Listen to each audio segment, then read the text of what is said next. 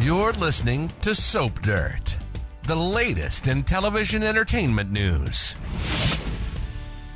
Hey there, CBS soap opera fans. It is Soap Dirt on YouTube, and we have got your Young and the Restless early edition spoilers for next week. That's the week of June 12th through 16th. We will have a full roster of all the spoilers later this week, but this is just a little glimpse, a sneak peek, some snippets of what you can look forward to next week on Y&R. Before we dig into these 4 juicy spoilers, if you haven't already, please reach down, click that subscribe button so you don't miss any of our Young and the Restless spoilers, casting news, all the info you need to get ready to see what's next on your favorite CBS soap opera.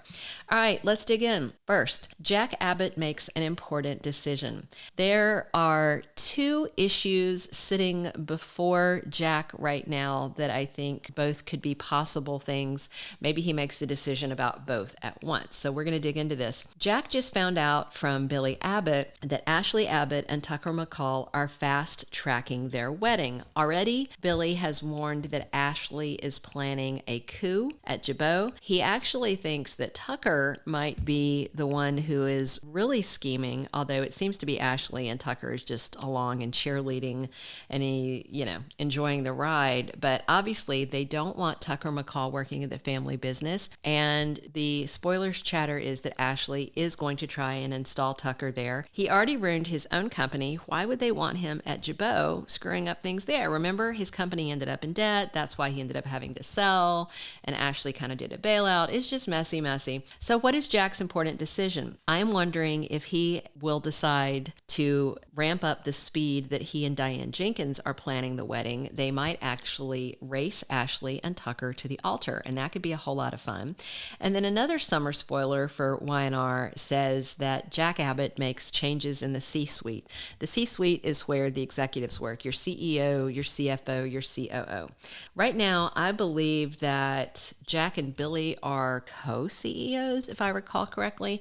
So maybe he'll install Diane as his chief operating officer. That is a big position, and it would do a lot to keep power out of Tucker and Ashley's hands while the two are plotting to try and oust Jack. So wait next week to see what his decision is. Our second big spoiler is Victor Newman coming to Summer Newman's rescue. That's interesting.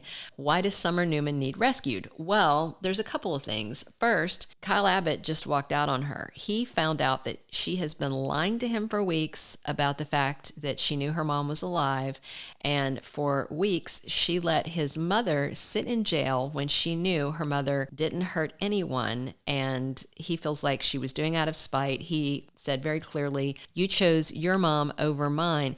And of course you choose your own mom over your mother-in-law, but in this case, it's something totally different where her mom was scheming and lied and planted evidence to send his mom, hopefully, according to Phyllis, to prison for the rest of her life. And so to cover up her mom's scheme and leave his mom at risk of prison is wrong. She said she wouldn't have let it go that far, but I think we all know she probably would have, because Phyllis has got her thoroughly brainwashed to see her side and her side only. So with the spoiler of Victor coming to Summer's rescue, does that mean he's going to offer her a place to stay if Kyle chunks his wife out of the Abbott mansion? Or is she facing possible legal complications? Because that's the second issue that Summer might be facing. She's basically been aiding and abetting a fugitive for weeks now. Everybody has been wanting to know where Phyllis is. They want to arrest Phyllis for what she has done. And Summer could face legal complications, and Victor might put Michael Baldwin to work to try and bail Summer out. So that could be what it is. Or it could just be about Victor, comforting her when it comes to her breaking down over Kyle walking out on her. It's exciting. It's always exciting to see Victor Newman. We just did a special video dedicated to Eric Braeden. If you haven't watched it already, check out our Young and the Restless playlist. It is an update about his cancer struggle and his future at Y&R. Okay, our third spoiler for Y&R next week, early edition spoiler, Audra Charles sets her sights on a brand new challenge. So what is it exactly? We know that she has the hots for Nate Hastings, but she also has the hots for power and wealth. So is this a challenge that's personal, or professional? Is this about Nate Hastings and she is plotting to steal him from Victoria? Or is this more on her plot about getting Nick and Nikki out of the way? They have both decided they need those two gone so that they can take over the top power positions. With Nick and Nikki out of the way, then Nate can be Victoria's right-hand person, and he can install Audra to run Newman Media, which is his current position. So Nate and Audra are scheming behind all the Newmans' back, including Victoria, and I'm very interested to see this new challenge. I'm really enjoying Audra. Not only is Zuleyka Silver stunningly gorgeous, but she's very talented, and I'm really enjoying this character and her schemes, her vibe with Tucker, her vibe with Nate. It's a whole lot of fun. All right, our final YNR early edition spoiler for the week of June 12th is Sharon Newman facing danger. I mean, that sounds like a spoiler from this past week, too. Let's face it, that's going to be the spoiler for the next 3 weeks, I think. As long as Cameron Kirsten is still in town, Sharon is in danger. Already this week, they freaked out when they found Faith Newman's poor kitty cat dead on the doorstep, poisoned presumably by Cameron Kirsten.